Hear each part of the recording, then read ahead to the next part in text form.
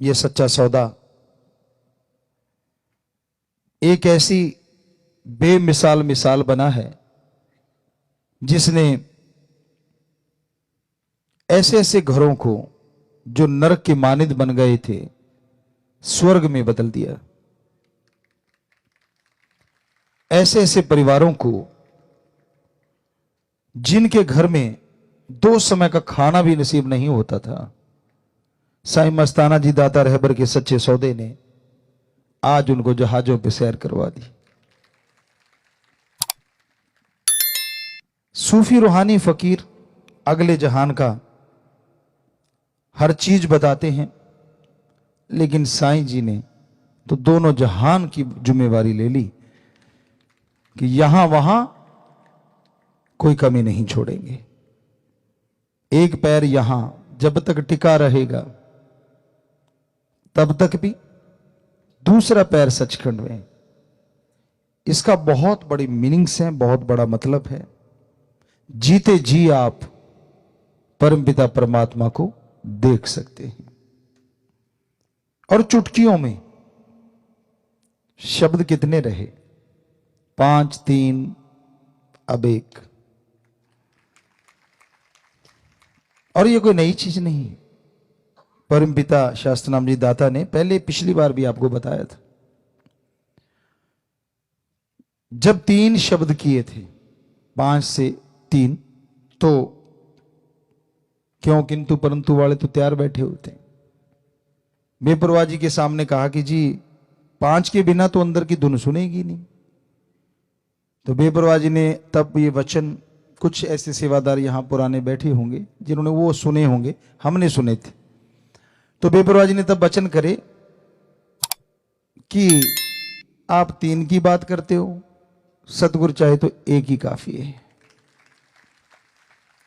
तो भूल गए आप, किसी के याद ही नहीं था कि यार ऐसा भी होगा, पर अब ऐसा हो गया। अब 3-5 वालों को चक्कर पड़ा हुआ है। यार बड़े हैं हमारे, बड़ा है, ये नए जो आ रहे हैं 1 में ही काम हो रहा है। घबराओ मत, आपका 5 में हो लेगा, 3 वाले का 3 में हो लेगा, डरो मत, असर उतना ही होना है, परवाह ना करो। कहते नहीं जी वो लेना आसान है ना, थोड़ा सा मतलब शॉर्टकट ढूंढते हैं ना सारे। तो कहने का मतलब बेपरवाह जी ने जैसे जैसे कलयुग का ओर बढ़ता गया तो अपने वो तरीकों को उसी तरीके से अपनाया कि आज छोटा बच्चा भी उसे 1 शब्द को लेके अच्छे से भक्ति कर सकता है। फॉरेनर हैं, विदेशी हैं, अब 3 शब्द भी उनको बड़े लगते थे, अब 1 लेना वो फट याद कर लेते हैं। हमारे बोलते बोलते याद कर लेते हैं, बाद में याद कम ही करवाना पड़ता है। आज का टाइम बहुत ही खतरनाक है, आने वाला टाइम परमपिता जी के वचन और भी खतरनाक। लेकिन जो दाना धुरी के साथ जुड़ा है वो पिसता नहीं, बाकी सारे दाने पिस जाते हैं।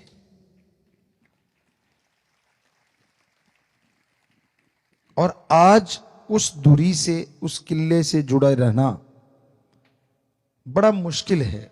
खान पान, देखना, सुनना, खाना पीना, मतलब आदमी का दिमाग एक अलग दिशा में जा रहा है, क्योंकि कलयुग जौवन पे नहीं पीक पे है।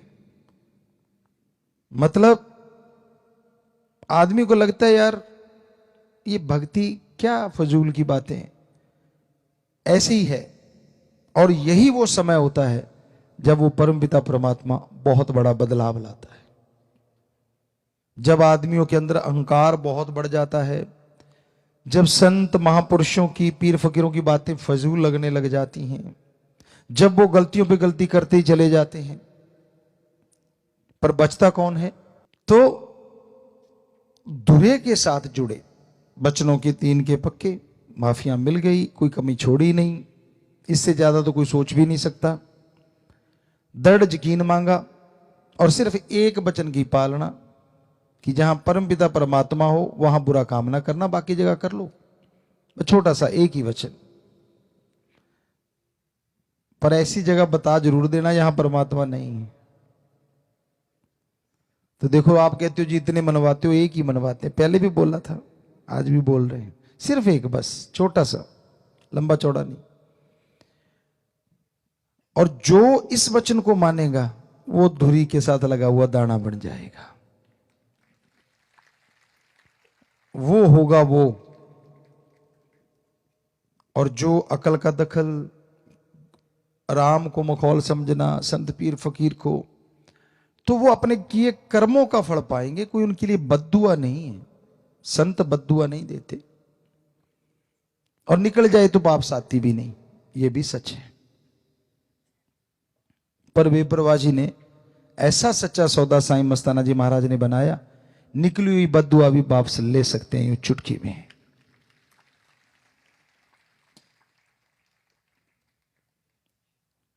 क्योंकि ली है, बहुत बार ऐसा हुआ।